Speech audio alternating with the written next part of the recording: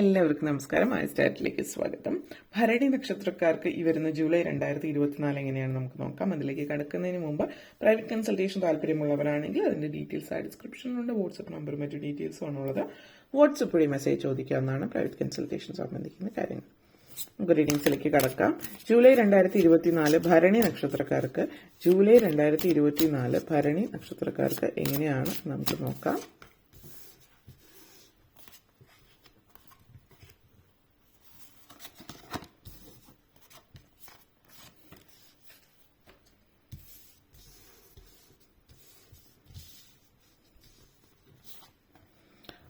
Four of Pentacles, Nine of Wands, Two of Swords, Five of Wands, Ten of Cups, Princess of Swords.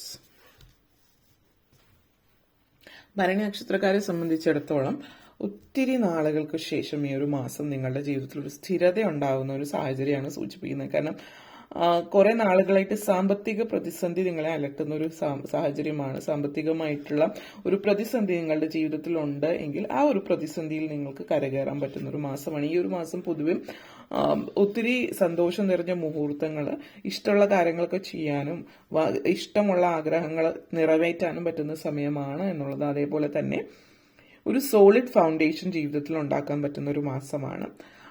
സാമ്പത്തികമായിട്ടുള്ള പ്രതിസന്ധികൾ കൊഴിഞ്ഞുപോയി നിങ്ങൾ ആഗ്രഹിച്ച പോലെ സാമ്പത്തികമായിട്ടൊരു നല്ല അടിത്തറ ഉണ്ടാക്കാൻ പറ്റുന്ന സമയമാണ്. അതുപോലെ തന്നെ സാമ്പത്തികമായിട്ട് മാത്രമല്ല, മെറ്റീരിയലിസ്റ്റിക് ആൻഡ് സ്പിരിച്വൽ, സാമ്പത്തികം ഭദ്രതയുമായിട്ട് ബന്ധപ്പെടുത്തിയിട്ട് ഈ ഭൗതികമായിട്ടുള്ള ഈ ഒരു ലോകവും അതുപോലെ നിങ്ങളുടെ ആത്മീയതയിലും രണ്ട് കാര്യങ്ങളിലും വളരെയധികം ഒരു നല്ലൊരു അടിത്തറ ഉണ്ടാക്കാൻ നിങ്ങൾക്ക് പറ്റുന്നു. പൊതുവെ സാമ്പത്തികം അല്ലെങ്കിൽ പണത്തിന് പുറകെയുള്ള ഒരു ഓട്ടം എന്നുള്ള രീതിയിലല്ല, ഒരു സാമ്പത്തിക അടിത്തറ നല്ല രീതിയിൽ ഉണ്ടാക്കുകയും അതോടൊപ്പം തന്നെ ആത്മീയതയിൽ കൂടുതൽ അങ്ങനെയുള്ള കാര്യങ്ങൾ താല്പര്യം പ്രകടിപ്പിക്കുകയും രണ്ടും നല്ല രീതിയിൽ ബാലൻസ് ചെയ്ത് കൊണ്ടുപോകുന്ന ഒരു സമയമാണ്. അതേപോലെ ശമ്പള വർധനവിനുള്ള സാഹചര്യം, തീരെ അപ്രതീക്ഷിതമായിട്ട് ശമ്പള വർധനവോ പ്രൊമോഷനോ ഉള്ള സാഹചര്യം സൂചിപ്പിക്കുന്നുണ്ട്. നിങ്ങൾ തീരെ പ്രതീക്ഷിച്ചിട്ടുണ്ടാവില്ല ഇങ്ങനെ ഒരു പ്രൊമോഷൻ. വളരെ അപ്രതീക്ഷിതമായിട്ടുള്ള ഒരു സാഹചര്യം. ഒരുപക്ഷെ നിങ്ങളുടെ മേലധികാരി മുകളിലുള്ള ആരെങ്കിലും ട്രാൻസ്ഫറോ മറ്റോ ആയിട്ട് പോകുന്നതായിരിക്കാം, അല്ലെങ്കിൽ വളരെ അപ്രതീക്ഷിതമായിട്ട് ഈ ഒരു സാഹചര്യം വരുന്നു എന്നുള്ളത്. അതേപോലെ ഫ്ലോയിങ് ഇൻകം ആണ് ശമ്പളം, നല്ല രീതിയിൽ ഒരു ശമ്പള വർധനവുണ്ട്. അതേപോലെ പ്രാക്ടിക്കലി വളരെ എക്സ്പെൻസസ് നല്ല രീതിയിലും എക്സ്പെൻസ് നല്ല രീതിയിൽ കൈകാര്യം ചെയ്യുന്നത് കൊണ്ടും പ്രാക്ടിക്കലായിട്ട് എല്ലാ കാര്യങ്ങളും നോക്കി കാണുന്നത് കൊണ്ട് തന്നെ അനാവശ്യമായിട്ടുള്ള ചെലവുകളും കാര്യങ്ങളും ഒന്നും ഉണ്ടാവുന്നില്ല. പൊതുവിൽ ഇപ്പോൾ നിങ്ങൾ ചിലപ്പോൾ ഒത്തിരി ചെലവ് ചെയ്യുന്ന ഒരു വ്യക്തിയാണ്, അപ്പോൾ എല്ലാത്തിനും ഒത്തിരി ഷോപ്പിംഗ് ഒക്കെ ചെയ്യാൻ ഇഷ്ടപ്പെട്ട വ്യക്തിയാണ്, ഒത്തിരി ചെലവ് ചെയ്യുന്ന വ്യക്തിയാണെങ്കിൽ ഈ ഒരു മാസം അങ്ങനെയുള്ള ചിന്തകളൊന്നും ഉണ്ടാവില്ല. നിങ്ങൾ കൂടുതലായിട്ട് പോസിറ്റീവായിട്ട് ആവശ്യമുള്ള കാര്യങ്ങൾ വാങ്ങിച്ചിട്ട് ഒക്കെ നിൽക്കുന്നത് കൊണ്ട് തന്നെ അനാവശ്യ ചെലവുകളൊന്നും നിങ്ങൾ ഉണ്ടാക്കി വെക്കുന്നില്ല എന്നുള്ളതാണ് സൂചിപ്പിക്കുന്നത്.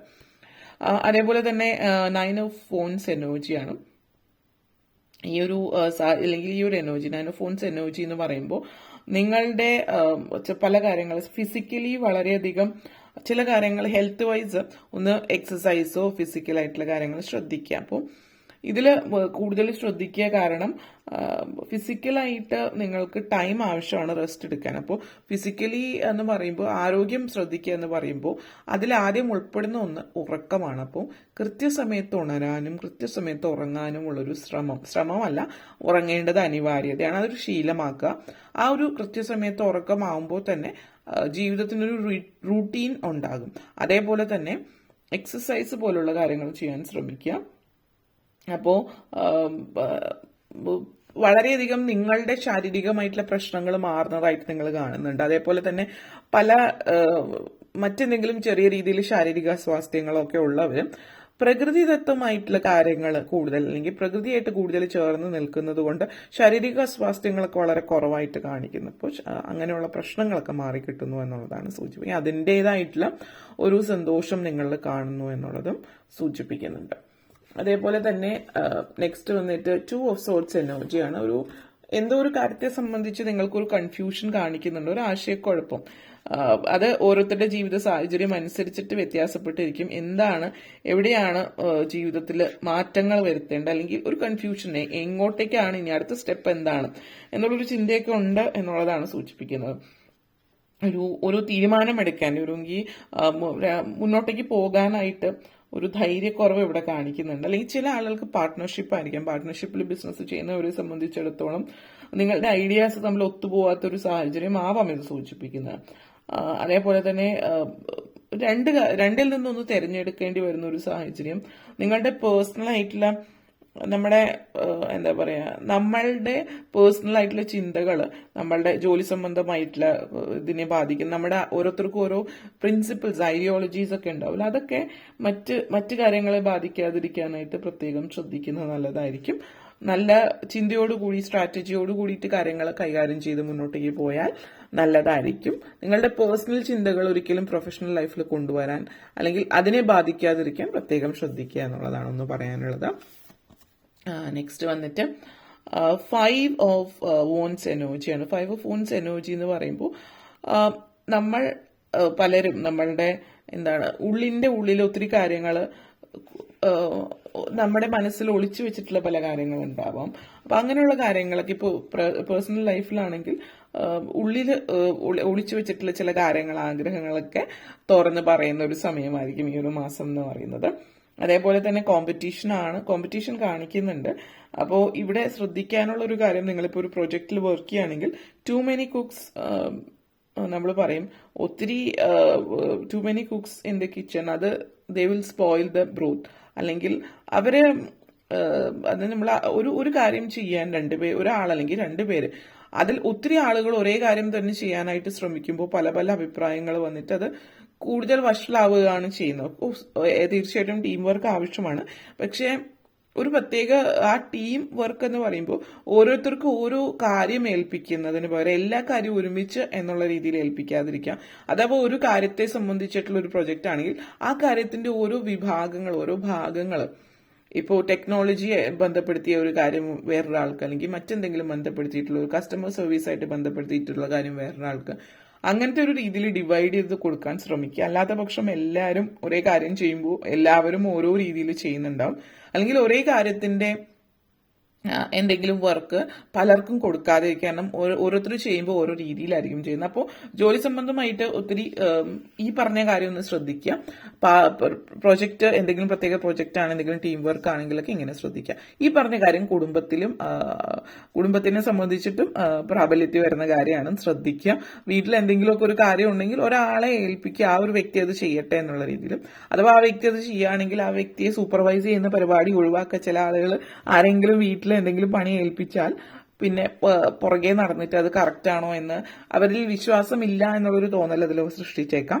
അപ്പോൾ പിന്നെ കുട്ടികൾക്കൊക്കെ എന്തെങ്കിലുമൊക്കെ കാര്യങ്ങൾ ഏൽപ്പിക്കുകയാണെങ്കിൽ അവരെ വിശ്വാസമുണ്ട് എന്നുള്ള ഒരു തോന്നൽ അവർക്ക് കൊടുക്കുക. കാരണം എപ്പോഴും പുറകെ നടക്കുന്ന വിശ്വാസമില്ലായ്മയുടെ ഒരു സൂചനയായിട്ടാണ് ആളുകൾ കരുതുന്നത്. കുടുംബ അന്തരീക്ഷത്തിൽ അതൊന്ന് ശ്രദ്ധിക്കുക. പിന്നെ നിങ്ങൾ എല്ലാവരെയും ഭരിക്കാനായിട്ട് പോകാതിരിക്കുക. നിങ്ങളുടെ കാര്യങ്ങൾ നിങ്ങൾ ശ്രദ്ധിച്ചിട്ട് മുന്നോട്ടേക്ക് പോവുക എന്നുള്ളതാണ്. പലപ്പോഴും ഇപ്പോൾ നിങ്ങൾ വളരെ ഹയർ പൊസിഷനിൽ ഇരിക്കുന്ന ഒരു വ്യക്തിയാണെങ്കിൽ നിങ്ങൾ ഒരു ബോസി ആയിട്ട് ചില ആളുകൾ കണ്ടേക്കാം. അപ്പൊ അതൊന്ന് ശ്രദ്ധിക്കുക.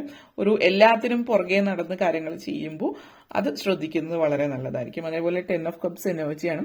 ഹാപ്പിലി എവർ ആഫ്റ്റർ എന്നൊക്കെ പറയുന്ന ഒരു സിറ്റുവേഷൻ ആണ്. ഡ്രീം കം ട്രൂ ആണ്. അപ്പൊ അത് നേരത്തെ പറഞ്ഞ പോലെ ജോലി സംബന്ധമായിട്ട് ഒരു ഉയർന്ന പൊസിഷൻ, ആഗ്രഹിച്ചൊരു ജോലി, പുതിയൊരു ജോലി, സ്വന്തമായിട്ട് ആഗ്രഹിച്ചൊരു വീടോ അല്ലെങ്കിൽ പുതിയ വീട് വാങ്ങിക്കാനുള്ള ഒരു സാഹചര്യമൊക്കെ കാണിക്കുന്നുണ്ട്. റൊമാൻറ്റിക് റിലേഷൻഷിപ്പ്, അതായത് കുടുംബജീവിതം ആയിക്കൊള്ളട്ടെ, പ്രണയത്തിലായിട്ടുള്ളവരായിക്കൊള്ളട്ടെ, ഇങ്ങനെയുള്ളവരെയൊക്കെ സംബന്ധിച്ച് ബന്ധങ്ങളിൽ പൊതുവേ നല്ലൊരു സമയമാണ്. കൊച്ചു ചെറിയ ചലഞ്ചസ് ഒഴിച്ചാൽ നന്നായിട്ട് ജീവിതം എൻജോയ് ചെയ്യാൻ, യാത്രകൾ, ആഗ്രഹിച്ച കാര്യങ്ങൾ ചെയ്യാൻ ഒക്കെ ഒരു ഇമോഷണൽ ഫുൾഫിൽമെന്റ് ഉണ്ടാകുന്ന മാസമാണ്. വിവാഹത്തിന് സാധ്യതയുള്ള ഒരു മാസമാണ്. അതായത് ഒത്തിരി സന്തോഷം നിറഞ്ഞ ഒരു സാഹചര്യം, എൻജോയ്മെന്റ് ആണ്. കുടുംബവും കുട്ടികൾ അതുപോലുള്ള സാഹചര്യമായിട്ട് ബന്ധപ്പെടുത്തിയിട്ട് കുടുംബ അന്തരീക്ഷത്തിൽ പൊതുവെ നല്ല സാഹചര്യമാണ് സൂചിപ്പിക്കുന്നത്.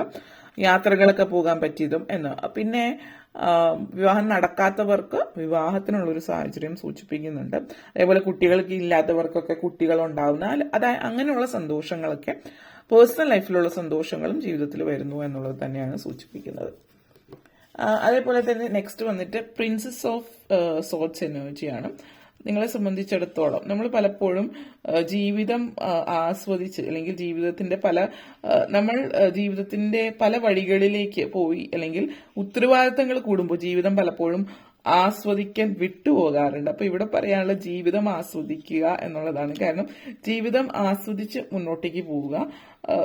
നിങ്ങളുടെ ബാല്യത്തിൽ നിങ്ങൾ എങ്ങനെയാണ്, നമ്മൾ പലപ്പോഴും കുട്ടികളായിരിക്കുമ്പോൾ അച്ഛനമ്മമാരായിരിക്കും നിങ്ങളുടെ കാര്യങ്ങൾ നോക്കുന്നത്, അല്ലെങ്കിൽ ആരായാലും മുതിർന്നവർ. അപ്പോൾ കുട്ടികൾക്ക് ഫ്രീ ആയിട്ട് നടക്കുക, അവർക്ക് ഇഷ്ടമുള്ള കാര്യങ്ങൾ ചെയ്യാം. പക്ഷെ വളരും തോറും ഒത്തിരി ഉത്തരവാദിത്തങ്ങളായി അല്ലെങ്കിൽ പല കാര്യങ്ങളൊന്നും തന്നെ നിങ്ങൾക്ക് ചെയ്യാൻ പറ്റുന്നില്ല. അല്ലെങ്കിൽ ഈ കുട്ടികളായിരിക്കുമ്പോൾ നിങ്ങൾ ആസ്വദിച്ച് മറ്റുള്ളവർ എന്ത് ചിന്തിക്കുന്നു എന്ന് നോക്കാതെ നിങ്ങൾ ചെയ്തിരുന്ന ഒരു കാര്യങ്ങളും ഇപ്പൊ ചെയ്യാൻ പറ്റാത്തൊരു സാഹചര്യമാണെങ്കിൽ അതൊരു സാഹചര്യമല്ലാതെ നിങ്ങളായിട്ട് ഉണ്ടാക്കി നിങ്ങൾ കുറച്ച് വയസ്സ് കൂടുതലാണ് എന്ന് വിചാരിച്ചിട്ട് നിങ്ങൾക്ക് ഇഷ്ടമുള്ള കാര്യങ്ങൾ ചെയ്തുകൂടാ എന്നുള്ളത് ഇല്ല.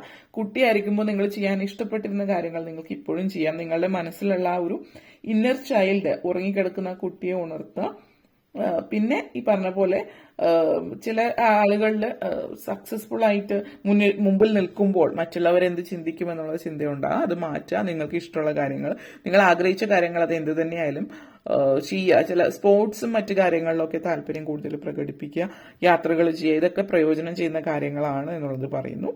അപ്പോൾ ഇത്രയും കാര്യങ്ങളാണ് നിങ്ങളെ സംബന്ധിച്ച് പറയാനുണ്ടായിരുന്നത്. നിങ്ങൾക്ക് വീഡിയോ ഇഷ്ടപ്പെട്ടുവെങ്കിൽ ലൈക്ക് ചെയ്യാനും ഷെയർ ചെയ്യാനും കമന്റ് ചെയ്യാനും സബ്സ്ക്രൈബ് ചെയ്യാനും മറക്കരുത്. അതുപോലെ താഴെ ബെല്ലൈക്കൺ കൂടി ക്ലിക്ക് ചെയ്യുക. എങ്കിൽ മാത്രമേ മുന്നോട്ടേക്കുള്ള വീഡിയോസ് നിങ്ങൾക്ക് ലഭിക്കുകയുള്ളൂ. അപ്പോൾ ഈ വീഡിയോ കണ്ടിരുന്ന എല്ലാവർക്കും നന്ദി, നമസ്കാരം.